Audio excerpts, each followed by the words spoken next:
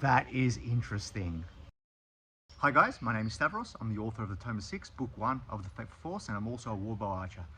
Today's video is going to be a little bit different to what we usually do. It's going to be a fun video. There's going to be absolutely no historical relevance to what we're going to be attempting today. As I said, it's just going to be a fun video. It's going to be a divergence from what we usually do. As a fantasy fan, as a Dungeons and Dragons fan, as a general RPG fan, you know, I'm very much interested in fantasy, sci-fi, apocalyptic futures, you know, zombie apocalypses and whatnot. So I thought I'd take this opportunity just to have a little bit of fun and do a bow test.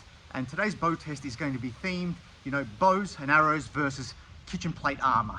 So what I mean by this is, can we make effective armor using just kitchen utensils? So baking tray, pizza plate, things like that. Metal that would be very easily accessible to an ordinary person, simply from your kitchen. You can cut these up and create plates out of them. And what I want to see is how effective they would be. Now, to make this video fair though, because it's a kind of a fantasy scenario in we'll call it a zombie apocalypse, we're not going to be using powerful war bows with a lot of authentic arrows. We're going to be using my 70 to 75 pound yew bow. And the reason I think that's a really good bow to use for this kind of fun test is because it's an accessible bow. At least the weight of it is quite accessible. And what I mean by that is that most people with just a little bit of training will be able to use a 70 to 75 pound bow. Even though modern archery is, you know, much lighter than that, you know, people are definitely hunting with compound bows in excess of 70 pounds. And in my opinion, based on, you know, target shooting and competitive shooting, some people are already using 45 to 50 pound bows. And the context of the way you use these bows is very different. So usually with target shooting, you draw to your full draw length, and then you hold the target for, you know, 2 to 4 seconds.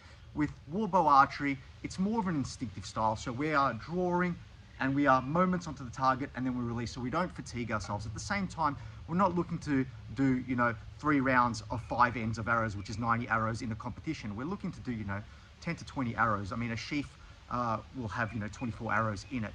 So the scope of this is very, very different. Again, it's very, very fun. And I want to say this, I want to be clear about this.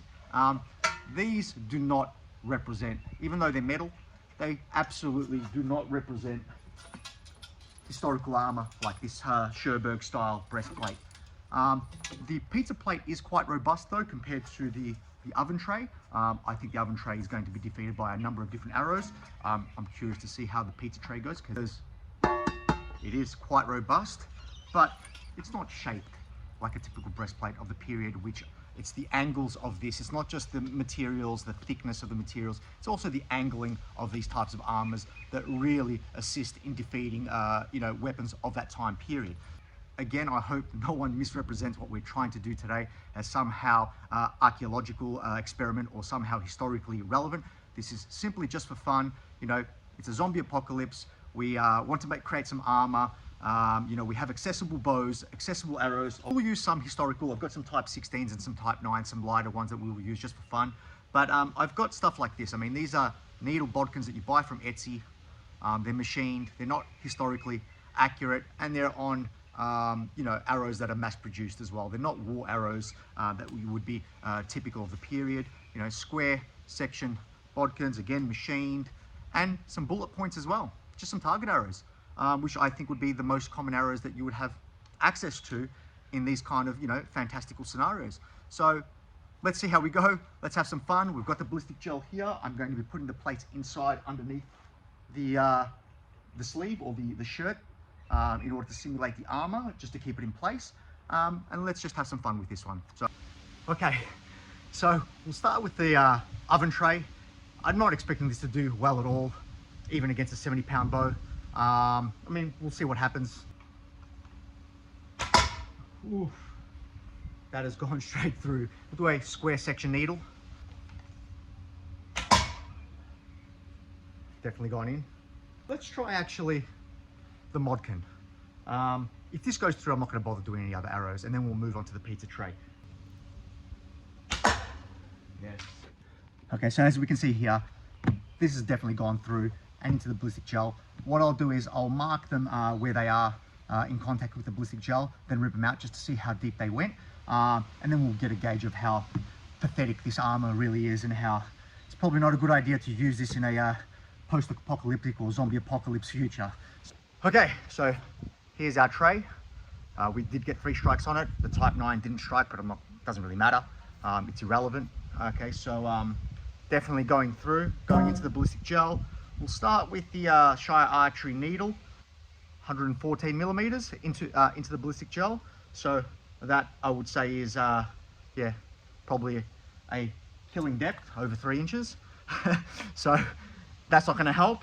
This one is a Hector Cole needle. So, but this one has gone through again 140 millimeters, same. Then we have the bullet, and again, this is not an armor penetrator. This is a target Modkin that I use in tournaments at the range, and this one has gone about 88 millimeters into the ballistic gel. So no surprise, this would offer you close to no protection from a 70 to 75 pound bow.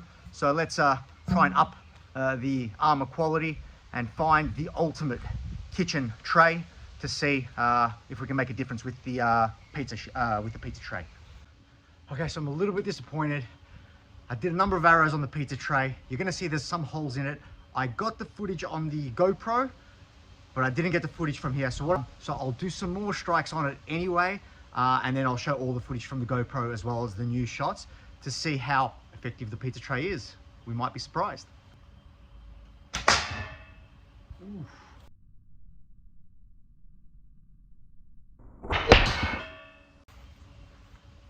That is interesting.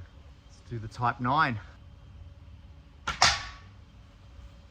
That one's gone in. Don't know how far though. Let's see. Shire Archery, square section needle. Oof. That one's gone in as well. The Modkin. So this one, in my opinion, is the most accessible arrow. It's a target arrowhead, something that any archery club may have. So in a zombie apocalypse, these will be, we'll call it the common loot. These will be the most accessible type of arrowheads. Let's see how this one goes. That's actually gone in.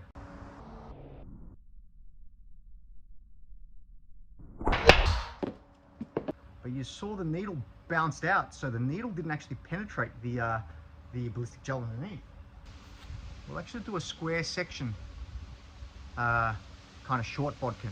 Machined though, not hand forged, the Shire Archery one. Seems to have penetrated as well, but how far? The last arrow will be a machined needle bodkin. I bought this one from Etsy, again, pretty cheap. That one has gone in.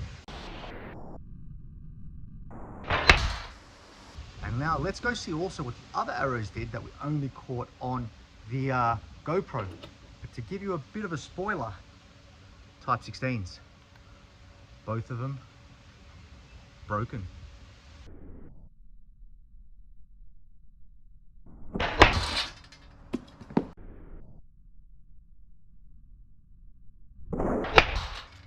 And we can actually see on the tips of the Type 16s, they've actually been curled.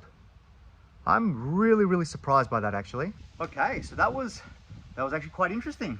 Let's start with what we know that didn't penetrate. So we saw on the GoPro the Type 16s. One went in, one bounced off from our previous shot that we didn't get on the camera that we were firing. But none of those actually penetrated. What else didn't penetrate was this Hector Cole Type 7. You can see it's curled the needle. Also, arrow I expected to penetrate was the Shire Archery needle. It's curled it a little bit as well, not so much, but again, that didn't penetrate the ballistic gel. The rest of the arrows did penetrate the ballistic gel, but to varying degrees. So we'll go with the machined. It's actually really nicely jammed in, that one. I can't even move it. That one curled a little bit as well. We can see here it is slightly curled, and that has gone into the ballistic gel about 36 mils. The square sectioned Shire Archery short bodkin, which is kind of an armor penetrator, but it's machined. That one's done not too bad actually. About 70 mil. The Modken, which has absolutely blown me away, these are the arrows that I expected not to do well at all because of the shaping of the head. It's circular, so you can see from the holes here, when the square section type of, or the shaped with the kind of acute angles on them, square, rectangular, diamond section, when they hit metal, they actually peel it aside, whereas this one really has to force its way through the holes. But it's gone through. Not super deep, but we're looking at about 47 millimeters. And then the Type 9, and this one has gone about 52 millimeters. So that's really interesting though. I mean, just from a pizza tray, it is quite robust. You can see the holes in it. Again, it's not shaped to be able to defeat these arrows, but I'm estimating it's about 1 millimeter thick, maybe a little bit more than 1 millimeter thick, and it is a really, it's not a flimsy piece of metal. This is a really nice, my wife's actually gonna kill me. This is actually a really nice pizza tray. And we've seen it defeat a few of the arrows, and definitely it's taking the sting off the arrows when they enter the ballistic gel. So pizza armor, viable? Who knows? Maybe if we put a bit of, padded garment behind it, in front of it, like a gambeson, this can actually work. So I hope this was a fun video. Don't read too much into it. It's not historical. I'm not trying to pass it off as historical. This is just for fun, just to get a gauge to see if you guys like this type of content. I do prefer to do more historical accurate, more experimental archaeology, but every now and again it's good just to have fun. I mean, we've got the bows, we've got the arrows, why not? If you do like this type of content, I'm happy to insert, every now and again, similar type of fun experiments, and we'll call them, like zombie apocalypse type experiments. And yeah, that's it for today. Hope you had fun. Stay tuned for our next video.